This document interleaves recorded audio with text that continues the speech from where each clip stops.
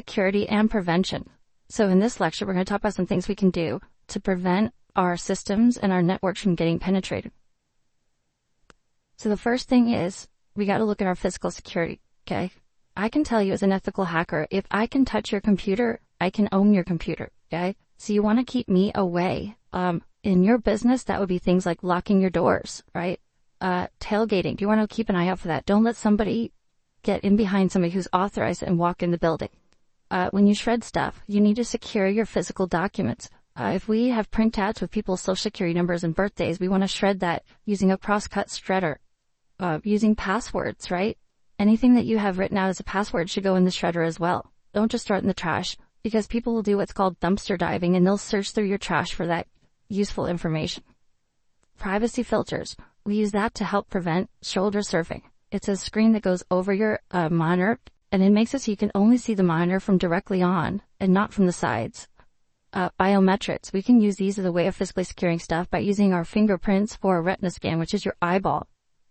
Key fobs. We might have key fobs with like a radio frequency ID tag that lets us in.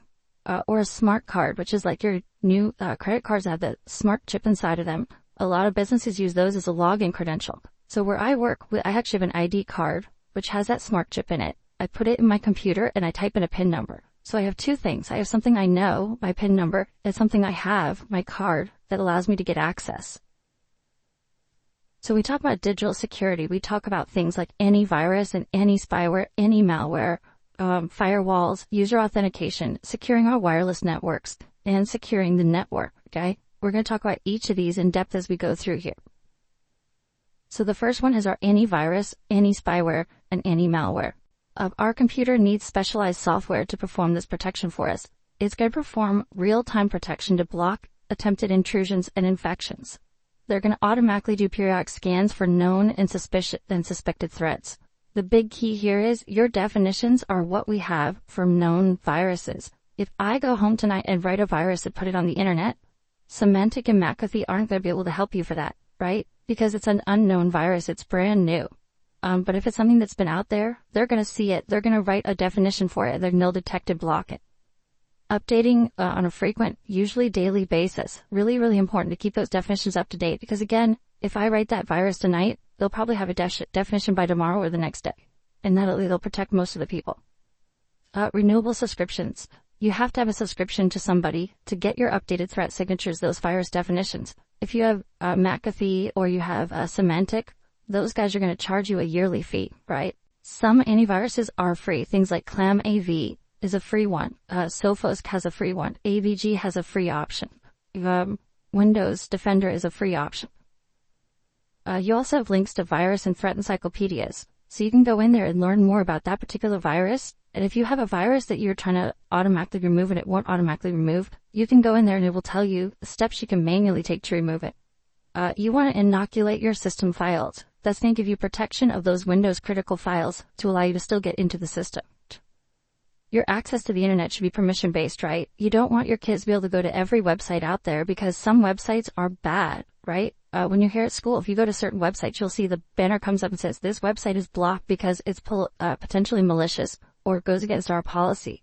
And then scanning of your downloaded files. Anytime you receive email or send email or receive downloaded files, you want to scan them for viruses to make sure you're safe. Firewalls. Firewalls can either be a hardware device on your network or a software program. Windows comes with the Windows Firewall by default, which is a software program. Basically what it does is it's going to look at the IP header, it's going to look at the destination and the source IP, it's going to look at the port and application that is going to, and the protocols that are being used. We can set up whitelists or blacklists, called ACLs, access control lists, based on this information to either allow information in our network or allow information out of our network. We can filter our packets going in and out of our network. In XP and Vista, it was a one-way firewall. It would allow you to ping out, but you couldn't ping in. Vista, you were able to make it so you can do a two-way use. In Windows 7, it doesn't allow pings to be responded to at all. So this is something to keep in mind when you go to do troubleshooting of networks. If you try to do a ping to see if the network's up and you're pinging a Windows 7 machine, by default, it's not going to answer you. Okay? So we have to use other techniques for that.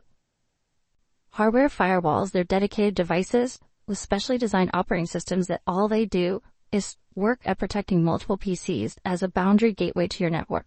everything going in or out of your network goes through this firewall, and based on the rules, it'll allow it or deny it. Don't attempt to use two software firewalls on your PC. They'll start conflicting each other, and that will end up preventing network traffic from flowing properly. So remember, Windows gives you Windows Firewall by default. If you decide you want to use something like Semantic Firewall, then you need to turn off the Windows Firewall and use the Semantic one. You can't use both, they'll end up fighting each other. So remember that Windows Firewall is integrated, you need to turn it off if you're going to use a different one. And remember that firewalls can also block legitimate traffic. If your program isn't working, like you're trying to use Skype and all of a sudden you can't make a phone call, check the firewall, make sure that you have the right ports open. Both the TCP or UDP ports are open for that particular application because it can block it. And you can allow it to go through the firewall if it's a known good program. But just be careful with what you're allowing through your firewalls. The next one we're going to talk about is policies for data security. So when we talked about our different tools, we talked about the fact that we had policies, we had a local security policy. You get to it by going through the control panel, administrative tools, local security policy, and in there we can do a couple of things. So some that we want to enable and configure for security is what's called auditing. Auditing is a logging feature that allows us to go back and check what happened on our computer. If we've got attacked, we can go through there and look through those logs. When we shut down, we want to have our virtual memory page file cleared. So we talked about the fact that if you don't have enough RAM in your computer, it uses part of your hard drive as a swap file or a page file to act as RAM. Well, if it does that, stuff that you were working on could still be in there. RAM, when you turn off the computer, those memory contents are lost. But if it's a file on the hard drive, that file would still sit there. And so an attacker can use that to get things like your Word documents, your passwords, that kind of stuff. So what you want to do is there's a setting, you just check it and say, on shutdown, clear the virtual memory page file. It'll zero out that file for you. You want to allow yourself to be able to take ownership of files and objects in the system. That's going to give you administrative permissions over them as you need it. And then the other one is you can enable or disable the Control-Alt-Delete for login purposes. Most home users, they just click on their name and type in their password. In a business environment, we use Control-Alt-Delete, which clears the buffer, and that allows us to type in our username and password. It's a safer, more effective way of logging in. So those are things you can change under that security policy. User authentication. So this is an important concept, right? This is the first time you hear it. When you go into Network Plus, Security Plus, and CEH and CISSP, you're going to hear this again and again, okay? What we want is multi-factor authentication, meaning 2 factors. It's always better. 2 is always better than 1. 3 is always better than 2, right? The more factors, the better. But again, it's a security versus operations challenge. The more factors I make you authenticate with, the longer it's going to take for you to get to do work. So we have 4 different categories of authentication or factors we can have. We can have something you know, something you have, something you are, or something you do, okay? If you have 2 of these or more, you're using multi-factor. I'll give you a good example of that. I use a smart card to log in at work. That's something I have. And I also have to use a PIN number as my password. So my card plus my PIN lets me in. It's something I have, something I know. It's 2 factors. So something you are. It's the most common one that we use in cyber. We use passwords usually, right? We can verify them locally or by a domain controller. Something like a username and password. Or if you have a access code on your lockbox for a door lock, you can use that. That's also something you know. Usually pins, passwords, usernames, these are something we know. Passwords are verified either remotely by a server when you're going onto a domain or locally by the machine. Your password should be complex, 6 to 8 characters minimum. Use extra characters to increase the difficulty of discovery. Where I work, we have to use 14 or more characters, uppercase, lowercase, special characters, and symbols. That is a good policy. It's going to take a long time to brute force that password. One of the things they recommend is using a passphrase as a secure method instead of just using a password. Because a password, if it's a real word in a dictionary, someone's going to get to it very easily. But if you use a passphrase, like say the favorite lyric of your favorite Beatles song, you start picking the first letter of the first line of the song, we'll put those together. It's very random, but it's easy for you to remember because you know that lyric of the song. Okay?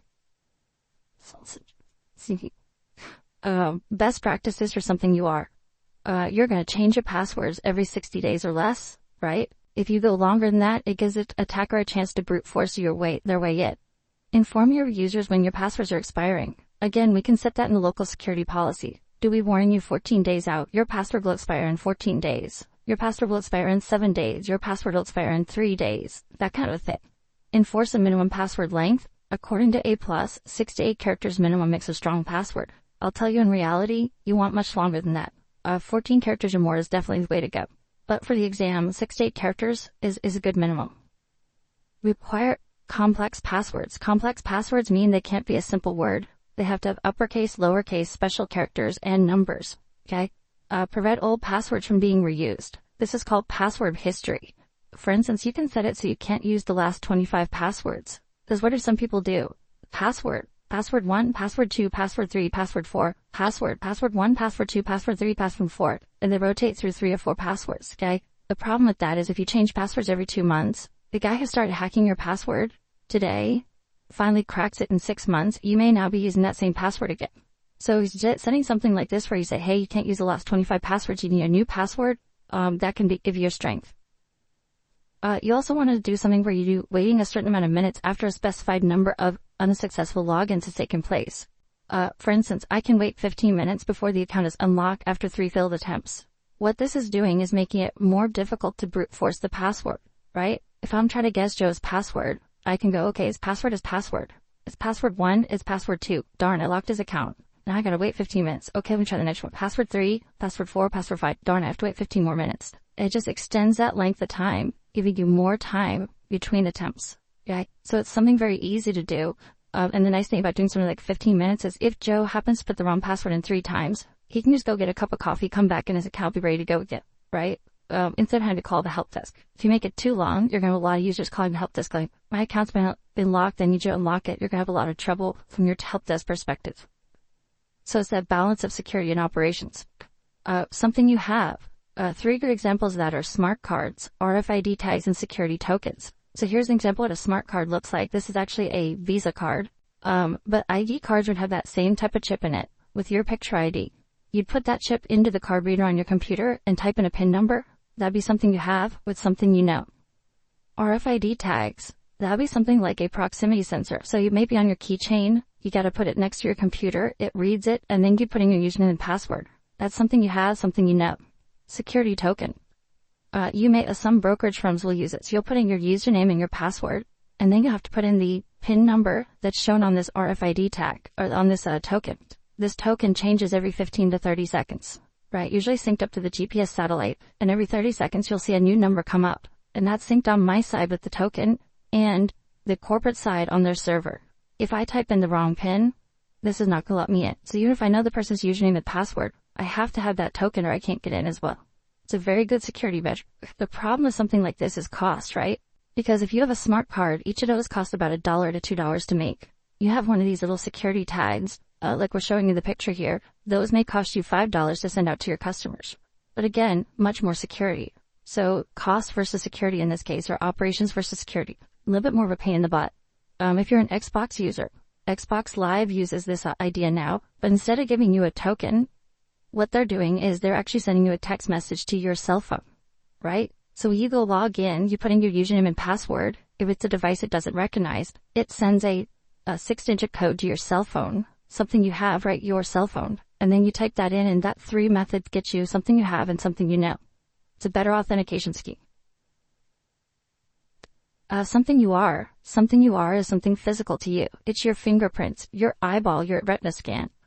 Data must be securely maintained in the database because this is PII, it's personally identifiable information. If I'm keeping a database of all your fingerprints and all of your retina scans, that's some pretty personal information of you, right? So I gotta make sure that's very secure. Because if hackers get that, then this whole something you are thing goes right out the window. Many find these techniques to be very invasive to your privacy. Fingerprints aren't so bad, right? iPhones use this now as the way to lock and unlock your screen. You put your thumb on the thumbprint and it unlocks your phone for it. Eyeballs, a little more violation of your privacy, right? So every time you unlock the door, you had to go put your eyeball up to something. A lot of people don't like that. I've worked in buildings where we had that. It's people don't really like that very much. And again, you can do a lot of the similar things using fingerprints, and it's a lot less evasive. The last thing we have is something you do. This can be something like gestures or actions, handwriting samples, voice patterns, or drawing on a screen. So maybe with the way you sign your name is different for everybody. Even somebody who can forge your signature may not have the exact pressure points that you do when you sign your name. So the way you sign your name, not the fact of what it looks like, could be one of those something you do.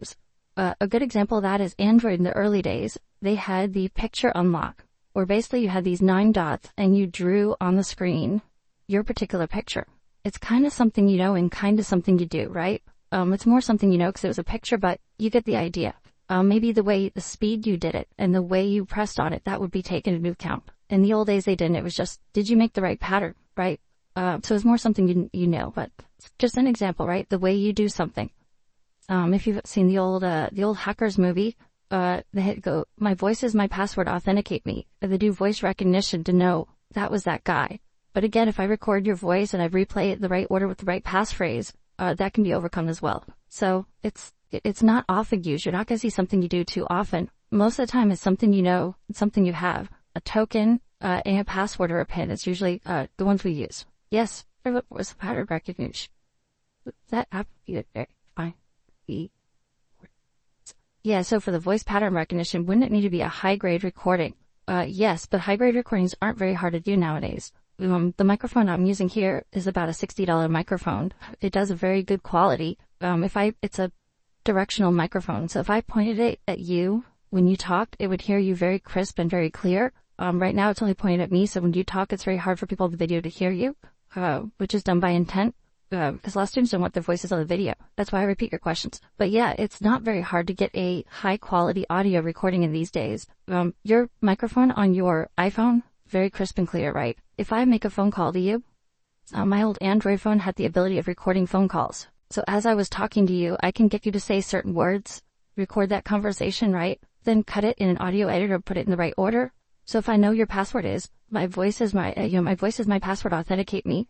In the movie, they have a girl, very attractive girl, takes the guy out to dinner, right, on a date, and gets him to say these words throughout the 2-hour conversation. And they're recording it the whole time. And then they piece it back to get that particular passphrase and use it to get into the building, right? You see it in spy movies all the time. So again, something you do, they can be overcome, right? Because we all do things, but they're not all necessarily unique to us. You do something like a retina scan, you do something like a fingerprint, it's a lot harder to overcome. But again, usernames and passwords are usually the most common you're going to see. If you can add something like a token, that's going to give you better security. So the idea here is you want to get 2-factor authentication.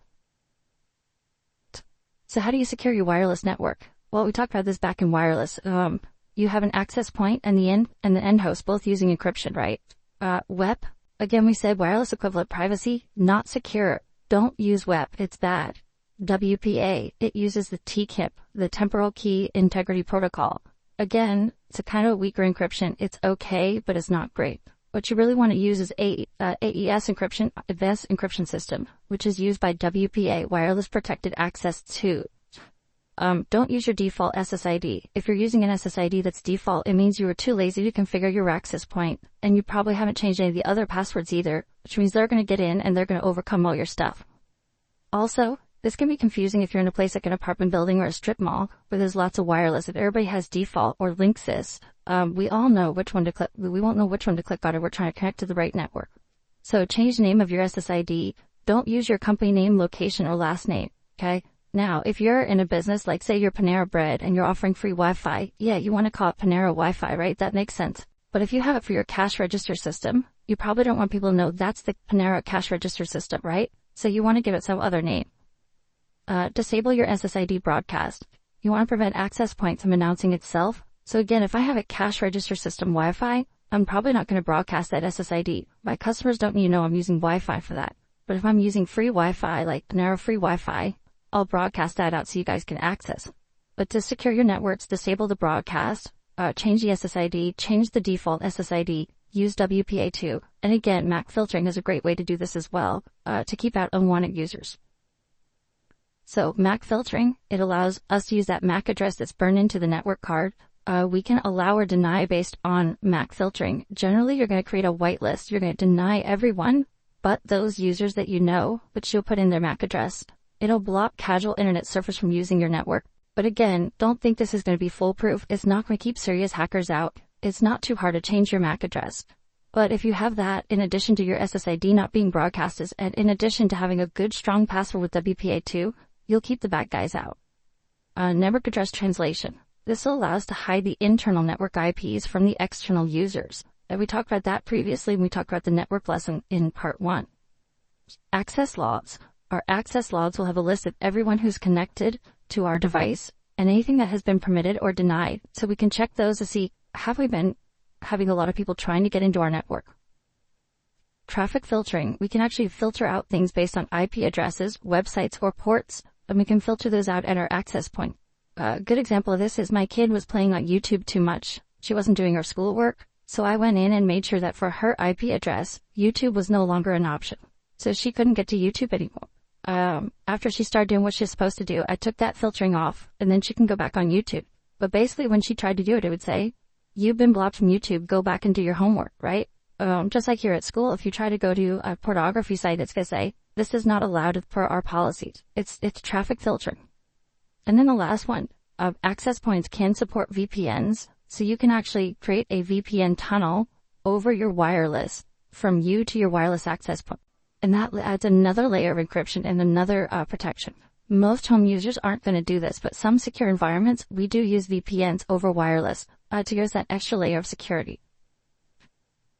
Securing the network. So again, on the wired side, we still can do MAC filtering. We also would want to turn off unneeded ports and cover unused network jacks. So if you walk into the lobby of a doctor's office and you see a network jack, you could plug your laptop in and get access to their network, right?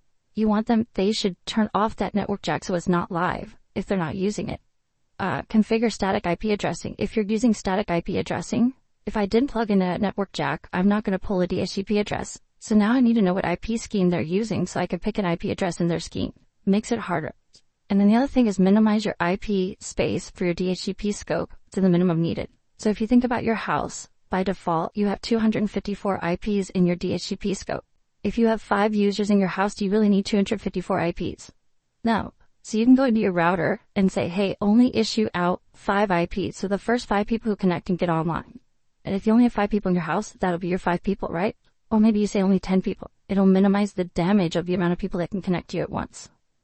Remember, static IPs is a manual IP address information. It's best for servers and devices that are accessed for services, such as printers and servers, but it is more time consuming, but it is more secure. Dynamic IPs using DHCP, it automatically gives you an IP address. This is best for your network hosts, your workstations. And you should adjust the number of IPs that could be assigned to prevent unwanted users from accessing your network as a drive-by user. We talked previously about user education. User education is key to a secure network. You have to make sure they're keeping their antivirus, their any spyware, their any malware up to date, and that they're scanning for threats. You want to disable auto run, and you want to make sure that they're not going to fall for these attackers' tricks. Phishing, social engineering, pretexting, all these things are things that users fall for. We need to teach them so they don't fall into it. All of the digital solutions we put in place, all the network encryption, all the firewalls, all the access lists, aren't they do anything for us? If our users allow the attackers to simply bypass the security. Spear phishing and phishing is rampant and it's effective. People fall for this stuff all the time in our businesses. That's how they get in. Okay. Here's an example from a CEO of Centercon. He says, one of our large customers had a phishing attack that took their employees' payroll checks. They logged in as those employees and sent their payrolls overseas. So now instead of you getting your paycheck, it's going to somebody overseas. I probably wouldn't be real happy about that, right? Again, the customers fell for the phishing attack and it got them into the system. A technician has installed the software for a small office, home office wired network. Which of the following is the first step to secure the network? Should we enable MAC filtering, change our default usernames and passwords, disable our unused ports, or assign static IP addresses? All of these are good things, right? But what should we do first? B, we should change the default usernames and passwords, right? Then we can go in and enable our MAC filtering and assign static IPs and disable unused ports. Because if we don't change the default, what happens? The bad guy can use those defaults to undo all the stuff you just did, right? So that's the most important key there. Walking.